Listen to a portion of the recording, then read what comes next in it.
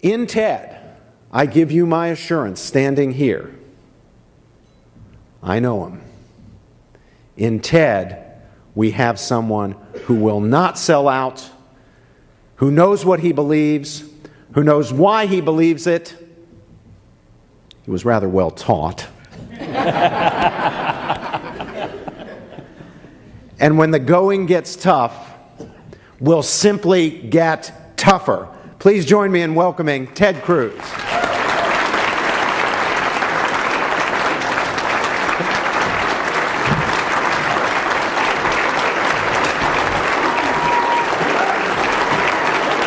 Thank you. Thank you. Thank you so very, very much.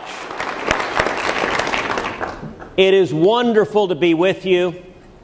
Thank you for that incredibly generous introduction. We all know Robbie George. Robbie has been a dear friend, a mentor, a professor.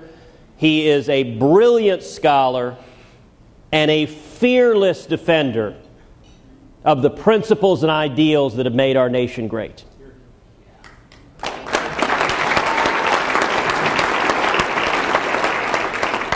But I'll tell you a couple of things I bet you don't know about Robbie George.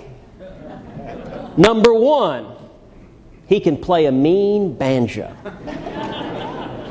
There are very, very few scholars at Princeton that can whip out dueling banjos straight out of Deliverance.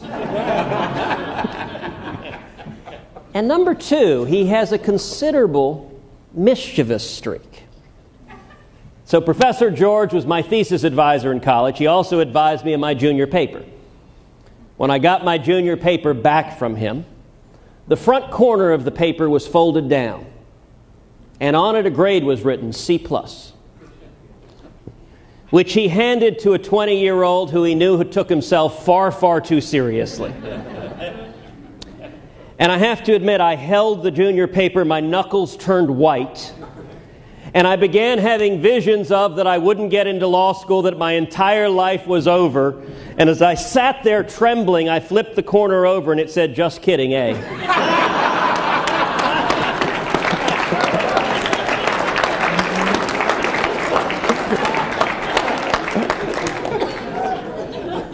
That is a true story. And I intend to send Professor George the years of therapy bills thereafter.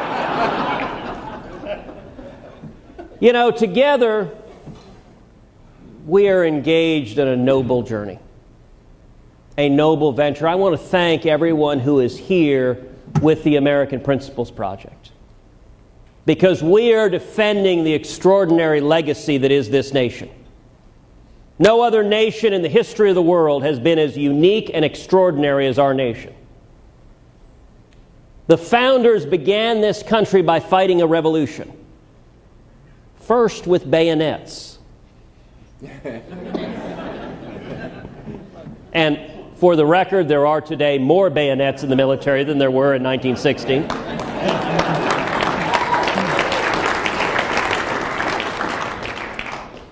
And then, more importantly, a revolution of ideas. For millennia, men and women had been told that our rights came from kings and queens. They were given by grace or by whim by monarchs to be taken away at their discretion. The framers inverted the very concept of sovereignty. That we said our rights don't come from any monarch and they don't come from a president. They come from Almighty God. And we began our nation based on the immortal principle that we hold these principles to be self-evident, that all men are created equal and endowed by their Creator with certain unalienable rights, that among these are life, liberty, and the pursuit of happiness. That was an extraordinary shift in the basic understanding of where rights come from, and that sovereignty resides not with government, with the people. And it is lent to government, but the role of the Constitution, as Jefferson told us, is to serve as chains to bind the mischief of government.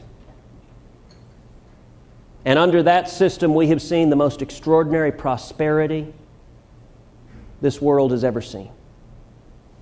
What I want to talk about tonight is two very simple things. Number one, why we lost this election a couple of weeks ago. And number two, I want to humbly suggest a path forward. Why did we lose? It wasn't, as the media would tell you, because the American people embraced big government and Barack Obama and spending and debt and taxes. If you look at exit polling, 43% of voters who voted on Election Day said we need more government. A majority said government does too much, we need smaller government. That wasn't what happened there. I have to admit there's some conservatives I know who have been channeling Ed Koch, who when he was defeated as mayor of New York said, "The people have spoken, and now they must be punished."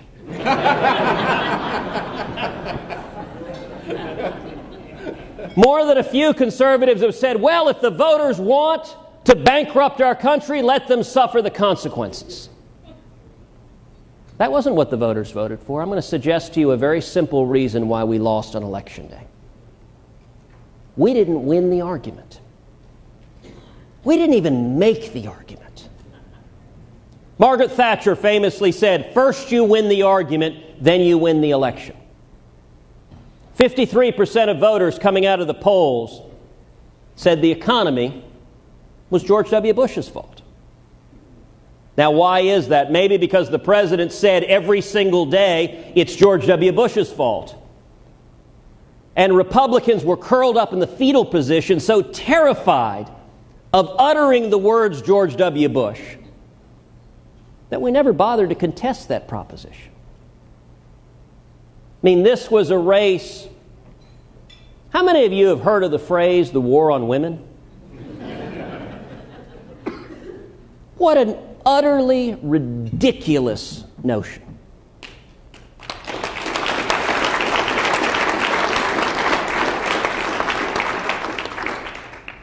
They ran a presidential campaign suggesting that Republicans want to take away contraceptives. Now, we saw this attack foreshadowed when George Stephanopoulos, out of nowhere, asked this random question at the debate. And by the way, why on earth do we have people like George Stephanopoulos moderating Republican debates?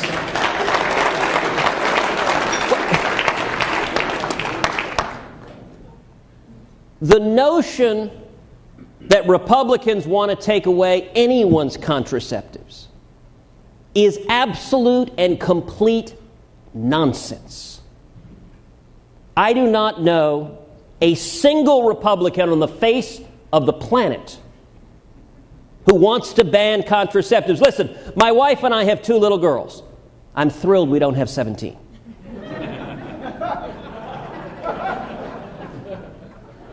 What was this issue about? Everyone here knows what this issue was about. It had nothing to do with banning contraceptives, with government stepping in and saying they would prevent men and women from choosing to use contraceptives if they so desired. This was entirely about religious liberty.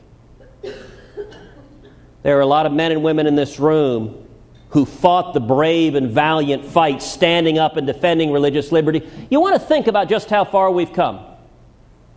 Not long ago, the Democratic Party was proud to have been the first major party to have nominated the first 2 Catholic nominees to be President of the United States. I ask you, what would an Al Smith or a John F. Kennedy say to a President of the United States who says to the Catholic Church, change your religious beliefs, or I will use my power as President to shut down your hospitals and your charities? This is a radical view, and you know what? Republicans were too afraid to even talk about it. We didn't win the argument. So that leads to the second thing I want to talk about. What is the path forward? I'll tell you what the path forward isn't. It isn't abandon our principles. Every election in which Republicans win, there are stories that are written. The problem is those pesky conservatives. If they just became Democrats, it would be so much better. Those stories were written before the election day was over. And much has been written about the demographic challenges, and in particular the Hispanic community. There is no doubt Republicans have got to do a better job in the Hispanic community. But let me tell you, even that, the issue is not, as the media would suggest, 100% about immigration. That is the obsessive focus of the media with respect to the Hispanic community. Now, immigration matters, especially tone. No one is going to vote for you if they think you don't like them.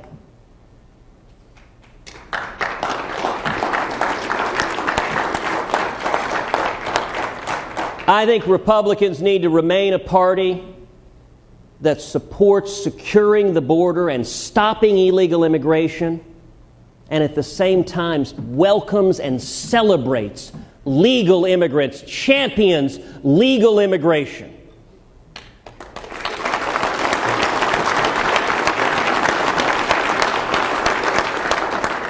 Americans by choice. That's what Ronald Reagan called legal immigrants. But let me tell you, we did polling of the Hispanic community in the state of Texas.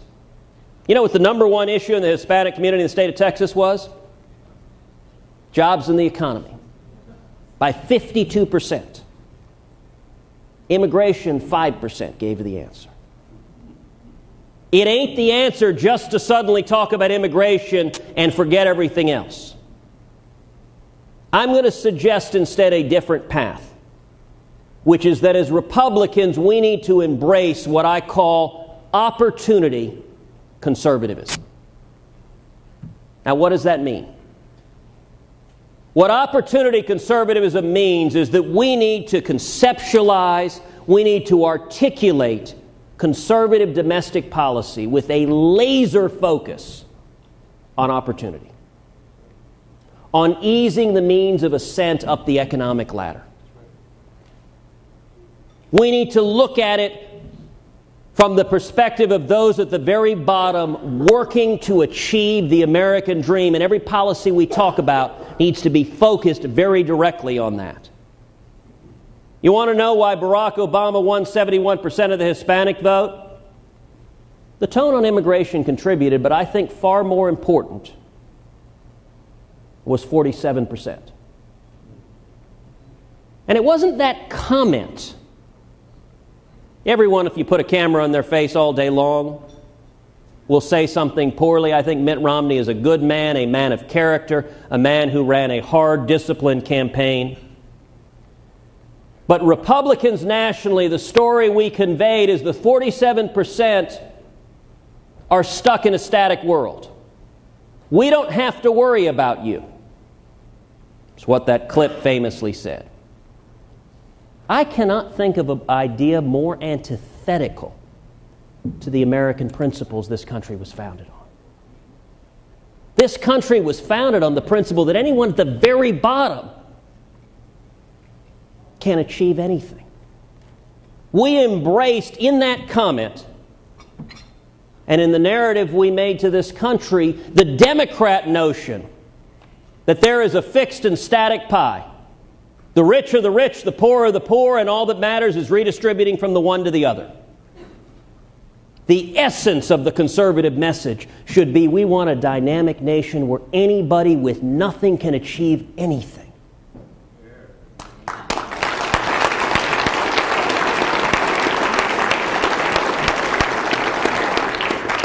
Now let me give you several examples of what I mean by opportunity conservatism.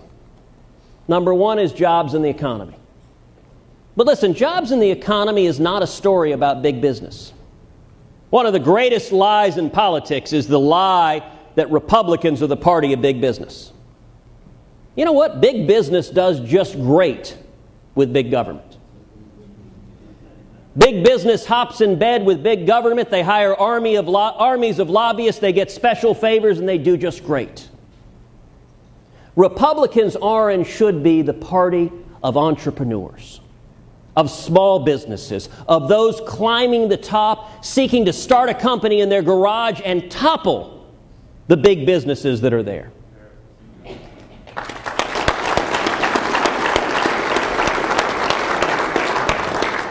You know, when you talk about jobs in the economy, 2/3 of all new jobs in the economy come from small businesses.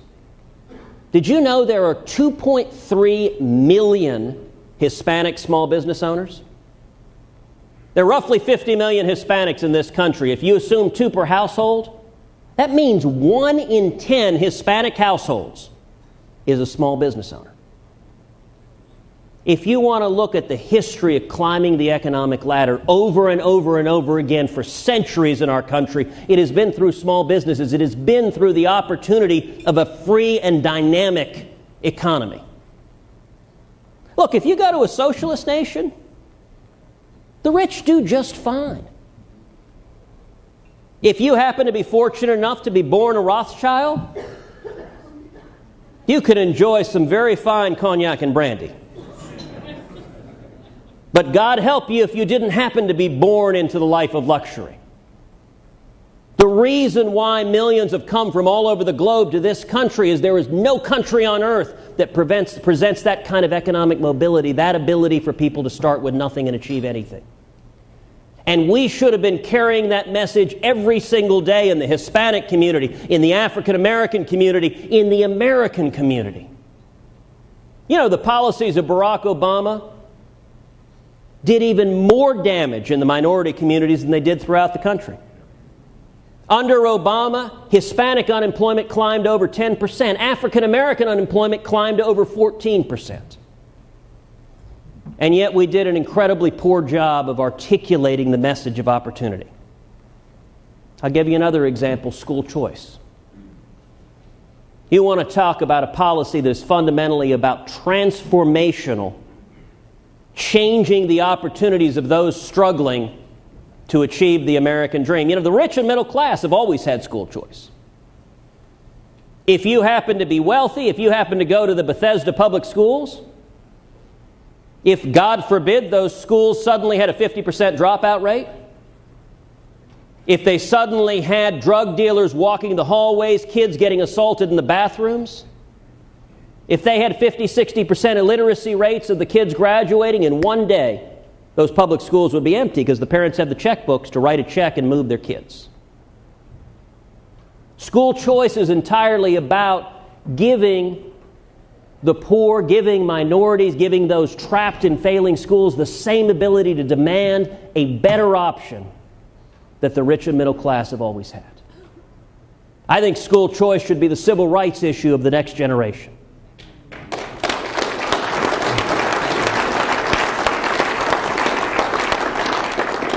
You look at something like Social Security personal accounts. I think that's another transformational issue, but Republicans almost always argue this issue wrong. We put on our green eye shade and we start talking like accountants. We say, if you look at the long-term actuarial soundness of the Social Security system, it is clearly in jeopardy. Which, for most of us in this room, that makes sense. But I hate to tell you, it doesn't move a whole lot of people. The late Daniel Patrick Moynihan called Social Security personal accounts the final culmination of FDR's New Deal. It is an estate not just for every millionaire, but for every bellman at the door. Because what it enables someone to do, let's take right now. Right now, the status quo, you have an African-American man who's working as a janitor. You have an Hispanic woman who is cleaning houses, who works his or her fingers to the bone, pays into the system year after year after year. They retire. They get a couple of years Social Security payments, and then they die.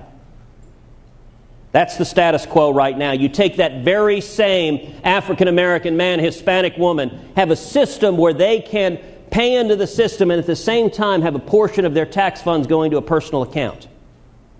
That same janitor, that same maid, earning very, very modest sums, $20,000 a year, $25,000 a year, can over the course of a working life accumulate $100,000, $150,000, $200,000.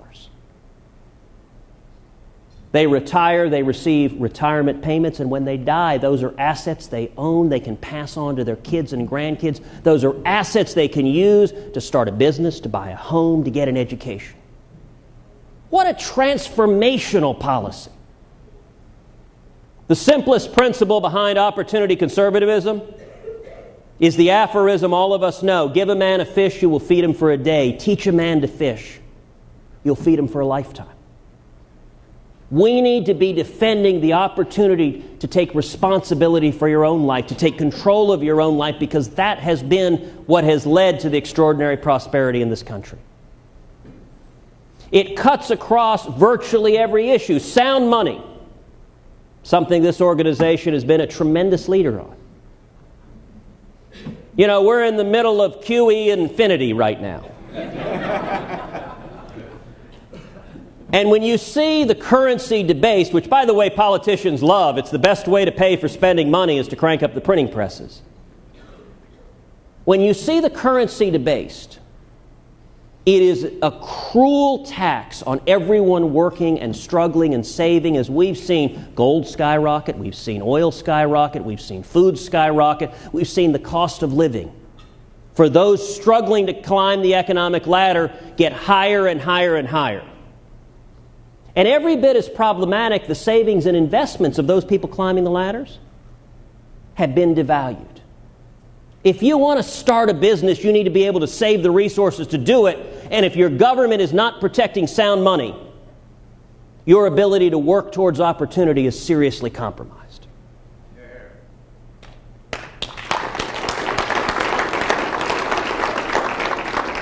I'll give you one final example of what I mean by opportunity conservatism, because what I'm suggesting is a lens to cover domestic policy across the range. Gun rights. Now, there's something people might say, well, that has utterly nothing to do with this. Look, I'm from Texas. In Texas, our definition of gun control is hitting what you aim at.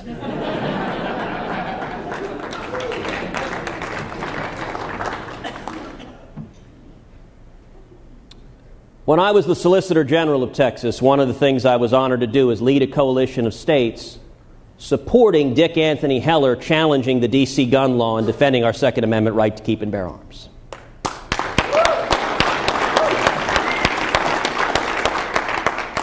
After that landmark decision, that 5-4 victory protecting that fundamental right, I had the experience, I went on NewsHour with Jim Lehrer, was debating the Attorney General of D.C., who was pledging, in words that would have made Bull Connor proud, massive resistance. We will not obey this decision. We will do all that we can to fight it at every level. In the course of that discussion, I said, you know, it's very interesting, gun control and gun regulations. The rich can subcontract their personal safety. You can live in an affluent neighborhood, you can live in a neighborhood where you pay taxes, where you have police presence, where if you choose not to own a firearm, your personal safety is covered by others who are bearing firearms and protecting you. But if you're a single woman living in Anacostia, riding the subway and working 2 jobs, living next to a crack house, struggling to feed your kids, what you're saying is that single mom cannot protect herself if someone comes through the window to harm her kids. I got to tell you, the D.C. Attorney General hated that argument. And he hated it because you Republicans, you're not supposed to, those are our people. We own the poor, we own minorities. Look, I'm something that's not supposed to exist, an Hispanic Republican.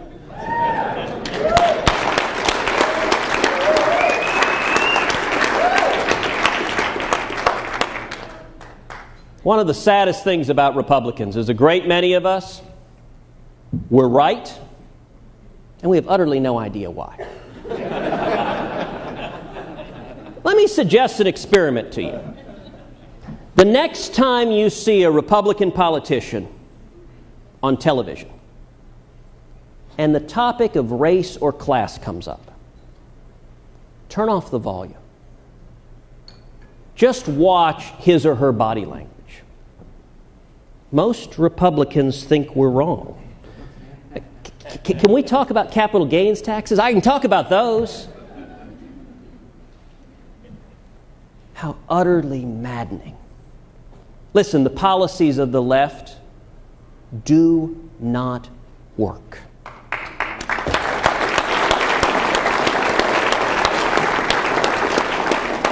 The policies of the left have destroyed the educational system, have devastated the communities, in African American communities and Hispanic communities, have broken up marriages, have led to dependency. As far as I'm concerned, the purveyors of these failed policies should bear their head in shame. Now, it's not through malice. I would not suggest that. But they're consistently selling elixirs that do not work. And most Republicans don't understand that. You know, if you want to look to the narrative of the history of our country,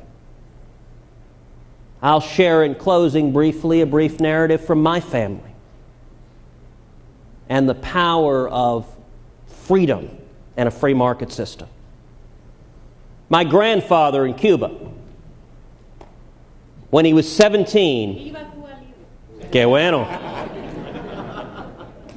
When my grandfather was 17, his father, my great-grandfather, died of influenza. My grandfather was working at a sugarcane plantation in Cuba. Where he worked, it was a company town. They didn't pay the employees wages. They paid them credits at the company store. And you never were able to accumulate anything. What it was in effect was generational slavery. Because you were constantly just thriving on those credits and you could not save a dime. A bus came by the town, the plantation where my grandfather was working, and they were offering people $5 and a sandwich to come to a political rally. My grandfather got on the bus and said, "I'm never coming back." And he went to a beach town in Cuba. He went up to a fruit stand, a kiosk that was standing on the beach. And he went to the owner and said, "I'd like to work here." For the next couple of years, my grandfather slept on the floor of that fruit stand and worked in the fruit stand selling fruit. A couple of years later, the owner of the fruit stand bought a grocery store, and my grandfather had saved enough money that he purchased that fruit stand from the owner and became a small business owner in Cuba. Now, fast forward to 1957. My father, as a teenager, was fighting in the Cuban Revolution. He was thrown in prison and he was tortured. He was beaten almost to death. To this day, my father is a pastor in Dallas. To this day, his front teeth are not his own because they were kicked in a Cuban jail when he was a teenager. He fled to Texas in 1957. He was 18. He couldn't speak a word of English. He had nothing but $100 sewn into his underwear. I don't actually advise carrying money in your underwear. But it does say something about inflation, that my grandfather needed $5, and just one generation later, my dad needed $100. If they had sound money, maybe that wouldn't be the problem. But my dad worked as a dishwasher, making 50 cents an hour, paid his way through college, and started a small business also. I got to tell you, if you went to that 18-year-old kid washing dishes in Austin, Texas, not able to speak English, and you said to him one generation later that his son would be asked and have the opportunity to serve in the United States Senate, I can't think of a concept more unimaginable to that 18-year-old kid. My dad has been my hero my whole life. But do you know what I find most extraordinary about his story? How commonplace it is. Every one of us in this room has a story just like that. Whether it's us or our parents or our great-great-grandparents, we are a nation where we are the children of those who engaged on epic journeys to freedom. That's the legacy of this country. We are a land where the most important values, what defines an American, the DNA of an American, is to value liberty and opportunity above all else. That's what's being jeopardized. So let me say this in closing. It's easy to be demoralized, to look at these elections and to throw up your hands in despair. Things can change very, very quickly. You know, President Obama was fond of saying in the debates, that he inherited the worst economy in the history of the universe. Apparently his historical memory wasn't all that great. Any of y'all remember 1978, 1979? Double-digit unemployment, 22% interest rates, gas lines, stagflation. In 1979, things looked dire. In 1979, our hostages were languishing in Iran for what ended up being 444 days, while a president wrung his hands with impotence, not knowing how to respond. Yet here's the word of encouragement I'll give you. It took Jimmy Carter to give us Ronald Reagan. And I am convinced the most long-lasting legacy of Barack Obama is going to be a new generation of leaders in the Republican Party standing up and defending liberty and getting back to the values of this country. Thank you, and God bless you.